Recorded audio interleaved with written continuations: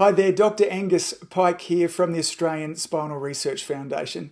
In this short video, I want to elaborate a little further on what we mean when we refer to funding and in particular, facilitating research. It's a question we get from our members and from those interested in the foundation all the time. Now, before I talk a little bit about facilitation, I want to explain a little bit of our research process. Now, the goal of our research process is to have us as a foundation funding the most highest quality and the most relevant research that we possibly can to investigate more of the chiropractic paradigm. Now, we have a unique process that this goes through that we think helps us really meet those goals.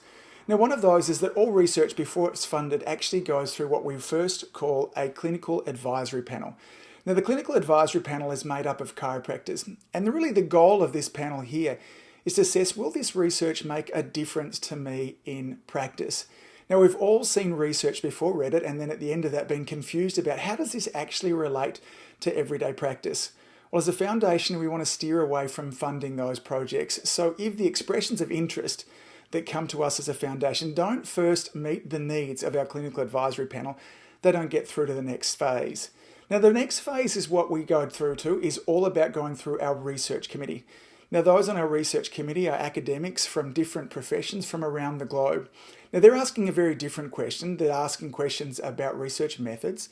Are the methods reliable? Are they valid? In fact, is the research going to answer the question that the researcher wants it to answer? Now, it's no good with us as chiropractors having these grand ideas about what we want done. If the researcher comes through, I'm not an expert at saying, listen, is that a valid research method? Those were things that I studied 20 years ago, but we have a panel of experts that can answer those questions for us. Now, we think by having our research, our expressions of interest jump through these two hoops, first being the clinical advisory panel and then through the research committee, it helps us to fund research in a way that we're not being seen done by any other group in the world.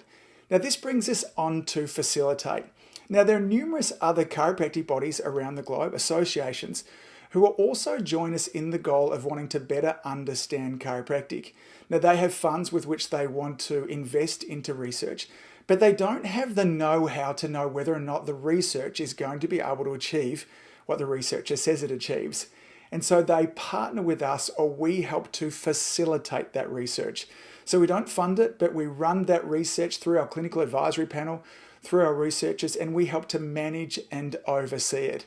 So by helping to facilitate research, we're helping to produce a much greater volume of research out into the chiropractic community and help us to move faster towards getting a better understanding of what we do and why what we do works. So when we talk about facilitating research, it's using our research process, but not our funds to help to produce more research faster.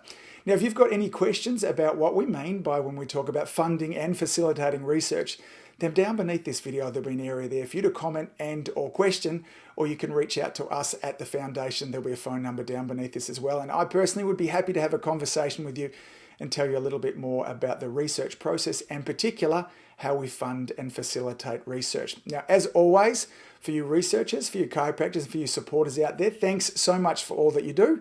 Thanks for the time, effort, and passion that you put into making this profession, chiropractic, much, much better. Hope to see you soon. Bye.